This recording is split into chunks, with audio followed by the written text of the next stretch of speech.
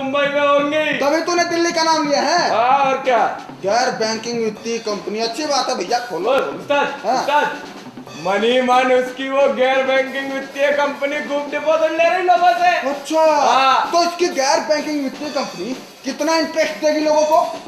उस्ताद वो देगी 25% देगी उस्ताद। 25%? हाँ बारिश होगी बारिश। अरे पागल है क्या? आसमान साफ है, बारिश होगी बारिश। क्या बारिश होगी बारिश?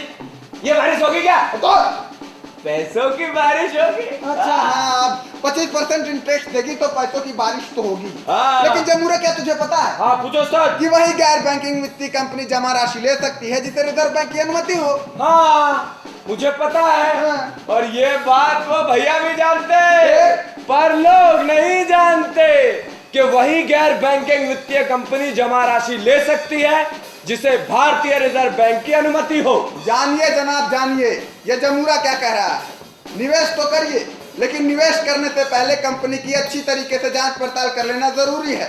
अब थोड़े से ज्यादा पैसे के चक्कर में आपने बिना सोचे समझे निवेश कर दिया तो हो गया ना कल्याण। हो गया ना कल्याण। उस्ताद हाँ। थोड़ा उधर हटो। ओए, हाँ ओए। सो रहा उस्ताद। ओए जमूरा, ओए। अच्छा जमूरे, नहीं उस्ताद, जमूरे। सोने दो उस्ताद। अब ये तो सो गया, मैं आप लोगों को नाटक क्या दिखाऊं?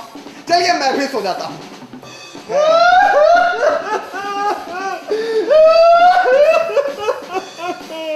भगवान मैं लुट गया, भगवान बर्बाद हो गया रे, मैं बर्बाद हो गया, सारी जमा पूंजी मेरी चली गई है भगवान।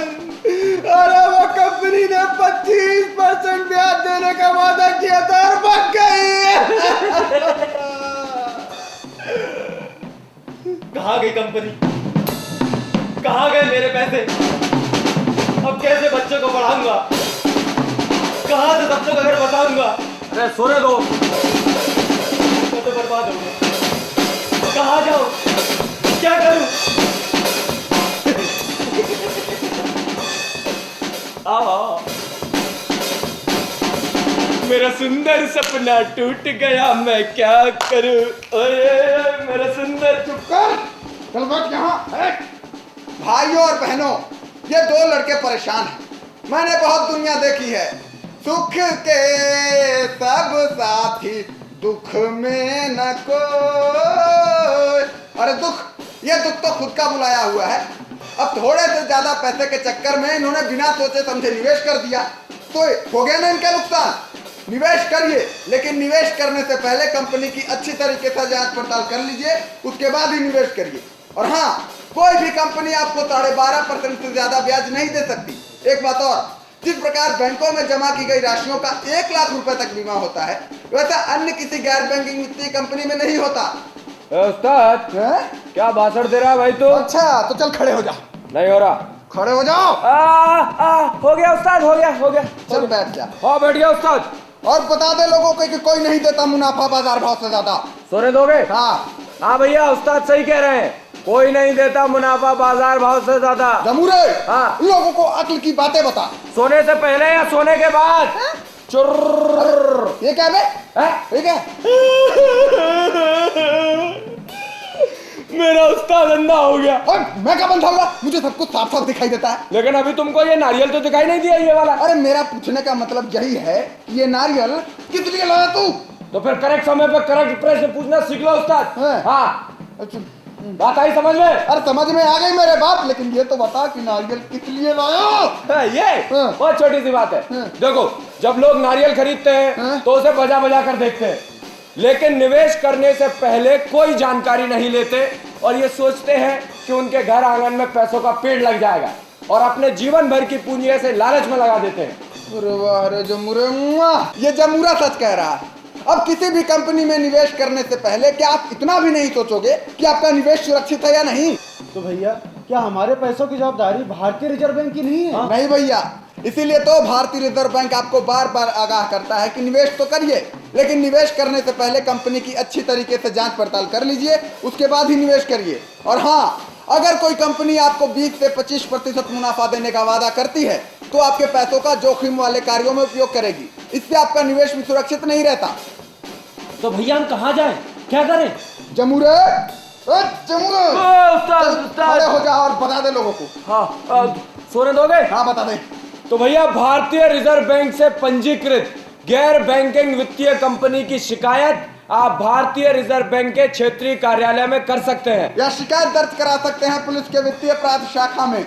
और धोखाधड़ी के मामले में भारतीय रिजर्व बैंक को कार्रवाई करने का कोई अधिकार नहीं है, यह अधिकार पुलिस के पास है। कंपनी कानून बोर्ड के पास भी जमा करता अपनी शिकायत दर्ज करा सकते हैं और जिला उपभोक्ता फोरम में भी आप अपनी शिकायत दर्ज करा सकते हैं या सिविल न्यायालय में मुकदमा दायर कर सकते हैं। ठीक है? हाँ हो गया? हो गया। जाग गए सब? जाग गए? देखो ये दो भैया भी जाग गए। हाँ, जाग गए। हाँ, ठीक है? हाँ। अब इधर हटो। हाँ। सुनो अब हम सो रहे दो। जमूरा हाँ। जमूरे नहीं, ये जमूरा तो आप लोगों को जगा के सो गया, लेकिन क्या आप लोग जाग पाए हैं? भैया हम लोग तो जाग गए। अब बारी है आप लोगों के जागने की, तो जागो भैया जागो। दुख भरे दिन बीते रे भैया, अब सुख आयो रे। जागो भैया रे भैया, जागो रे। जागो भैया रे भैया, जागो रे। जागो भैया रे भैया, जागो रे।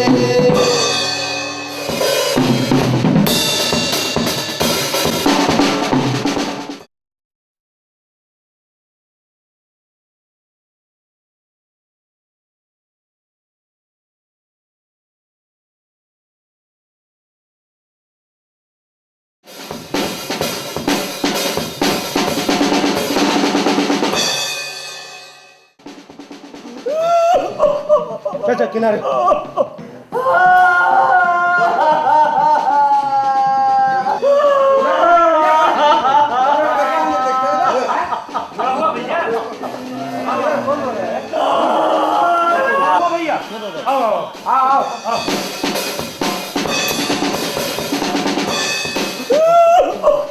चाचा किनारे। क्या हुआ भैया, बोलो।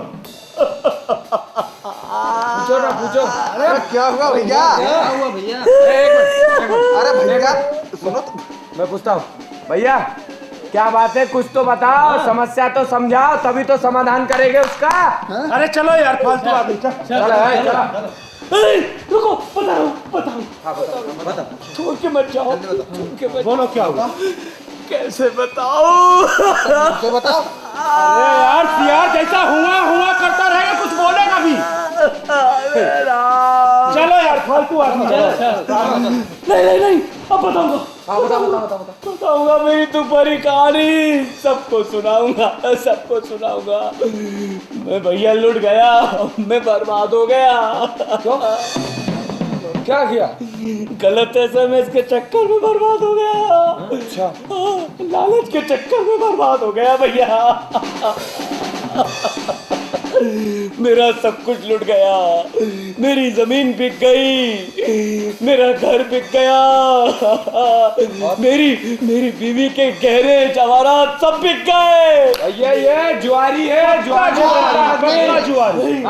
नहीं जुआरी नहीं हूँ भैया, जुआरी नहीं हूँ। गलत एसएमएस के चक्कर में बर्बाद हुआ हूँ, लालच के चक्कर में। अरे एक मिनट।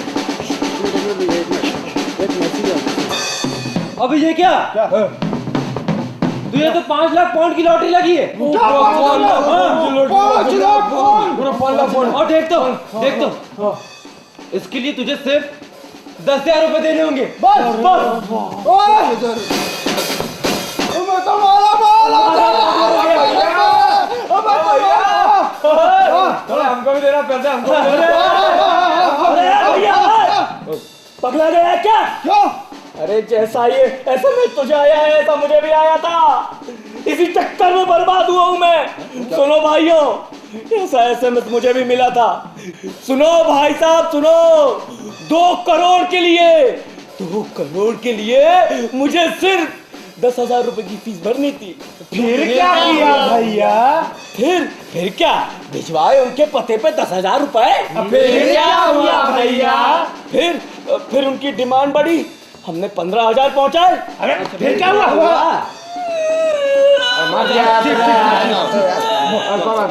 बोलो, बता रहा हूँ। हाँ उनकी डिमांड बढ़ती गई, बढ़ती गई। 15 से 20, 20 से 25, 25 से 30, 35। अरे हम पैसा भरते गए और करोड़पति से रोडपति हो गए। तुम रोडपति हो गए तो क्या, हम तो करोड़पति हो गए।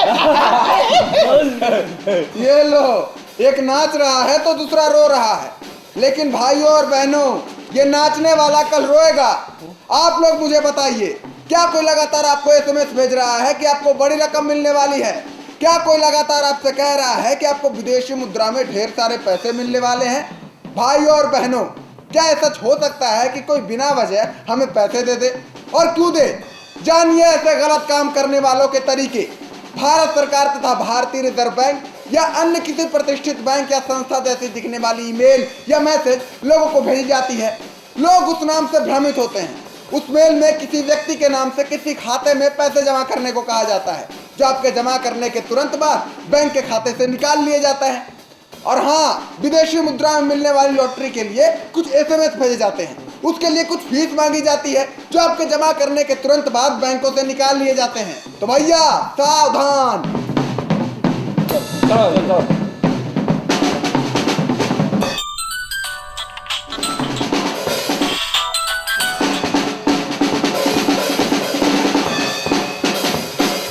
अरे आपका फोन बज रहा है।